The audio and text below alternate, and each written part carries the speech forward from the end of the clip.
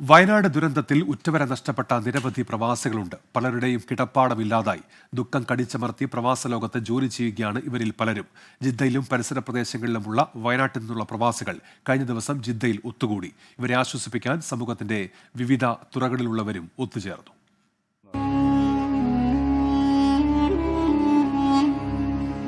ഒരു പങ്ങളെ വീട് പോയിക്കണ്. പാപ്പാൻ്റെ കുടുംബക്കാരൊക്കെ ഈ ചുറ്റുവട്ടത്തുള്ളത് ഒരു ഏരിയ തന്നെ. ഇപ്പോൾ 26 ആൾ പോയി എന്ന് പറഞ്ഞില്ലേ, ഒക്കെ എല്ലാവരും ഒരു ഏരിയയിലാണുള്ളത്. ഉപ്പാൻ്റെ അനിയന്മാർ 2 ആൾ പോയി, ഉപ്പാൻ്റെ പങ്ങളെ ഭർത്താവ് പോയി. ഒരുപാട് ആൾ, 26 ആൾ, അതിൽ 16 ആളെ കിട്ടിയെന്ന് പറഞ്ഞ്, ഏട്ടനെ കിട്ടിയിട്ടില്ല എന്ന് പറഞ്ഞ്, തിരിച്ചറിയാത്ത കുറേ എണ്ണം മറവ് ചെയ്തു പറഞ്ഞ് അതിൽ പോയിക്കണമെന്ന് പറയാനും പറ്റില്ല. ഇന്ന് പാപ്പാൻ്റെ DNA ചെക്ക് ചെയ്തിട്ട് എളാപ്പാൻ്റെ ബോഡിയുമായിട്ട് അവരിന്ന് ചെക്ക് ചെയ്തിരിക്കുന്നു. ജിദ്ദയിൽ ജോലി ചെയ്യുന്ന നജമുദ്ദീന് വയനാട് ദുരന്തത്തിൽ നഷ്ടപ്പെട്ടത് കുടുംബത്തിലുള്ള 26 പേരെയാണ്. 16 പേരെ തിരിച്ചറിഞ്ഞു, 10 പേരെ കാണാനില്ല, അല്ലെങ്കിൽ തിരിച്ചറിഞ്ഞിട്ടില്ല. ജിദ്ദയിൽ രൂപീകരിച്ച പൊതുകൂട്ടായ്മ പ്രതിനിധികളോട് മനസ്സ് തുറക്കുകയായിരുന്നു ദുരന്തത്തിനിരയായ പ്രവാസികൾ. മുണ്ടക്കൈ, ചൂരൽമല പ്രദേശങ്ങളിൽ നിന്നുള്ള പലരും ജിദ്ദയിലും പരിസര പ്രദേശങ്ങളിലുമുണ്ട്.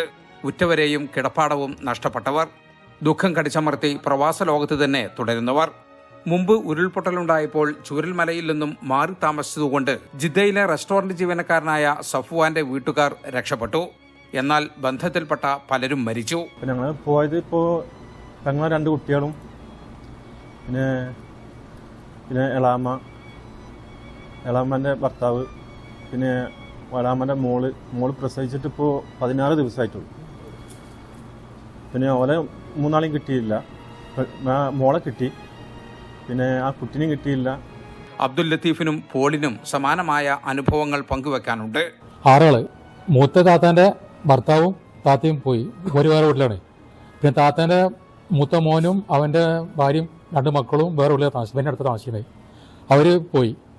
അതിൽ മൂത്ത അളിയൻ്റെ ബോഡി കിട്ടി. പിന്നെ താത്താൻ്റെ മൂത്ത മോൻ്റെ ഭാര്യൻ്റെ ബോഡിയും നടന്ന കുട്ടീൻ്റെ ബോഡിയും കിട്ടി. പിന്നെ മറ്റുള്ളവരുടെ ബോഡിയൊന്നും കിട്ടിയില്ല. അമ്മേൻ്റെ അച്ഛനും അമ്മേൻ്റെ അനിയനാണ് അവിടെ ഉണ്ടായ അന്ന് രാത്രി. ഒരു 2 ആളും മിസ്സിംഗ് ആണ്. പിന്നെ എൻ്റെ ചങ്ങായിമാരും എൻ്റെ നാട്ടുകാരും എല്ലാവരും പോയി. നാടനല്ല ഇപ്പോൾ. ദുരന്തത്തിൽപ്പെട്ടവരെ സഹായിക്കാൻ ജിദ്ദയിൽ പൊതുകൂട്ടായ്മ രൂപീകരിച്ചിട്ടുണ്ട്. വയനാട് ജില്ലാ കൂട്ടായ്മയുടെയും ജിദ്ദ കേരള പൗരാവലിയുടെയും നേതൃത്വത്തിലാണ് കൂട്ടായ്മ പ്രവർത്തിക്കുന്നത്. പ്രവാസികളുടെ ബന്ധുക്കൾക്ക് മുൻഗണന നൽകിക്കൊണ്ട് 10 വീടുകൾ നിർമ്മിച്ചു നൽകാനാണ് തീരുമാനം. ജലീൽ കണ്ണമംഗലം, 24 ജിദ്ദ.